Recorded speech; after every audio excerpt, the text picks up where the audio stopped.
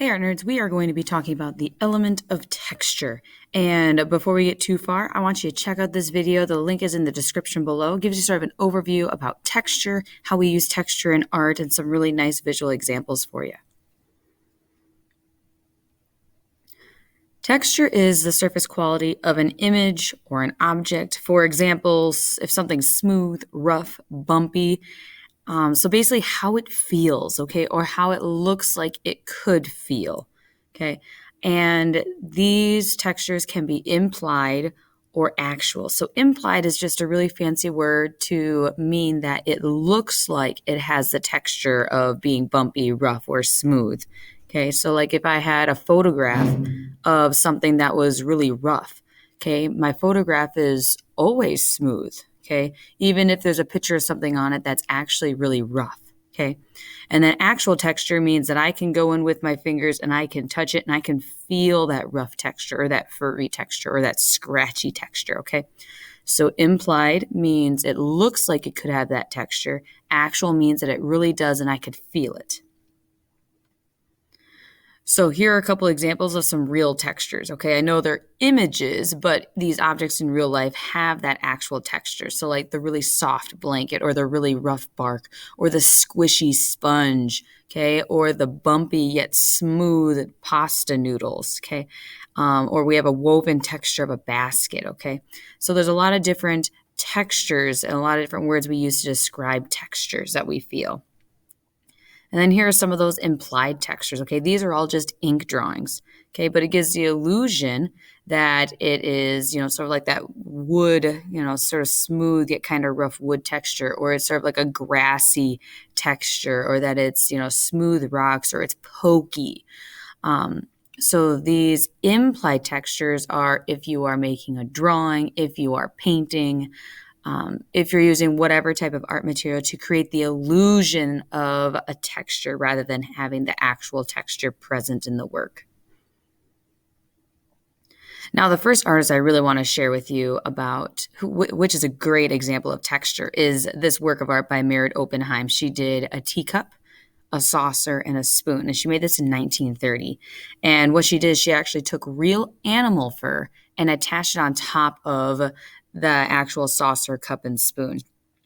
And the crazy thing is, it's a very typical, normal, everyday object. Yet when it's covered in this fur texture, I don't know about you, but I feel extremely uncomfortable when I look at it, okay? Imagine drinking, some tea from this fur-covered teacup or eating your cereal with this fur-covered spoon. The texture makes me kind of squeamish, okay?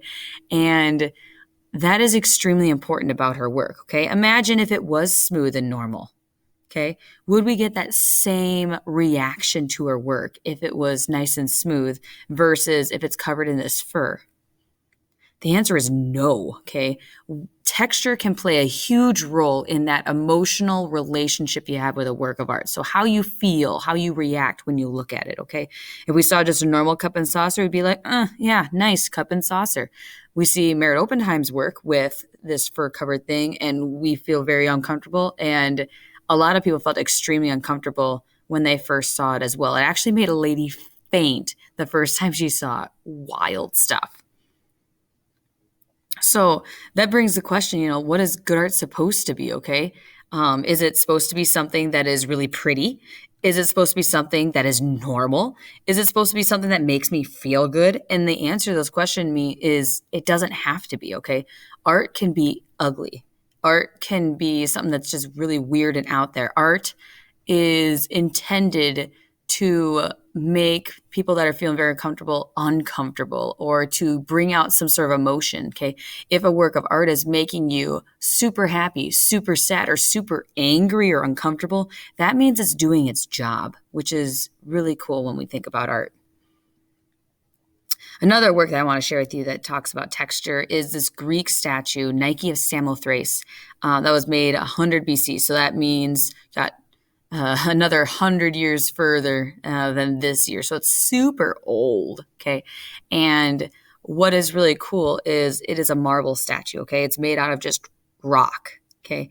And by the textures that the artist used, gives the illusion that it's fabric, or the illusion that it's feathers, or the illusion that it's skin because it's sanded down and nice and smooth. Okay. So it's the texture that really gives life to this work of art, even though it's just marble.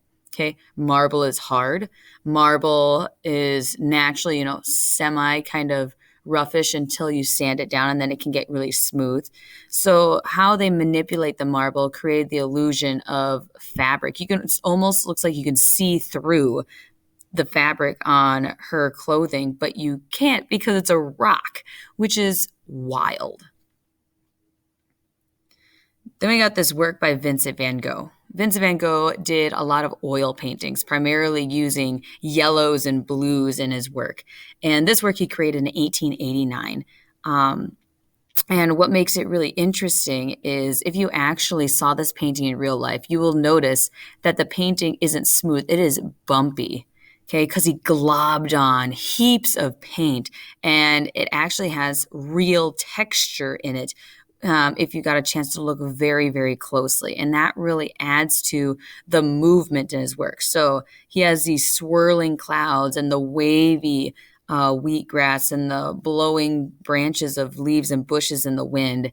And that is emphasized by the direction of his lines, but also the texture that his actual painting possesses, which is super cool. Definitely check out more of his work because he has the same kind of style and sort of the similar colors involved as well in all of them. This is the same man who did Starry Night, which may be a painting that you're familiar with. Then we have this work by Donatello. Donatello is one of those big four Renaissance artists. Think Michelangelo, Leonardo, Donatello, Raphael, the Ninja Turtles, but they're also Italian Renaissance artists that are the big names in Italian art. And Donatello is a sculptor, and he created this work called Mary Magdalene, and it is actually made out of wood, and it doesn't exactly depict a very pretty woman. She looks gaunt, she looks old, she looks tired, weary, hungry, and he used these deep textures in the hair and in the skin to really illustrate a more realistic idea of what a person looks like. Because a lot of times sculptors create the ideal. They make the person look, top, peak physical fitness, the most beautiful person ever. But not in this work. He was depicting almost pretty much, we can really relate to her because she looks like a real person. There's people that you probably have seen that look just like this.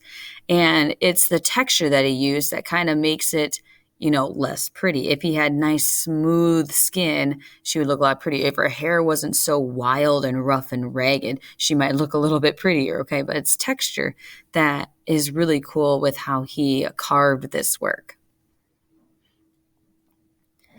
Now, before you guys change gears and do something else, I want you guys to check out this awesome ceramic artist. Her name is Lori Phillips, and she creates these fantastical woodland textured mugs, and super, super cool looking at the tools that she used to create these interesting textures. And since we're going to be working with clay very soon, I want you guys to start getting inspired by the really cool textures and all the possibilities when you work with clay. So definitely check out this artist. The link is in the description below.